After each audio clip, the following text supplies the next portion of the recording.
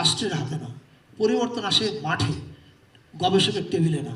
ফলে পরিবর্তন ঘটাবে কিন্তু এই তরুণেরাই। তারা তাদের সিনেমায় ঘটাবে পরিবর্তন, তারা তাদের কবিতায় ঘটাবে, সাহিত্যে ঘটাবে, আমাদের নতুন বাংলাদেশের ন্যারেটিভ তারা রচনা করবে, for sure, I have no doubt about it. But what will do, আমরা তাদেরকে ফ্যাসিলিটেট করবো।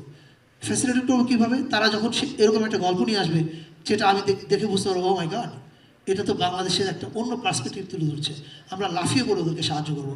এবং আমি যখন এই কথাটা বলি, আপনি ভাববেন না যে এটা আমি কথার কথা বলছি।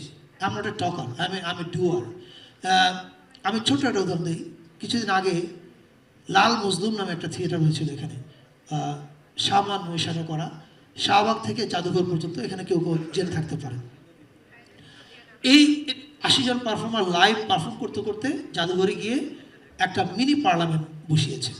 So that was really amazing একটা প্রজেক্ট। আমি যখন এই প্রজেক্টটার কথা প্রথমে অন্য একজনের কাছে শুনি, শাহমান কিন্তু মন্ত্রণালয়কে অ্যাপ্রোচ করেনি,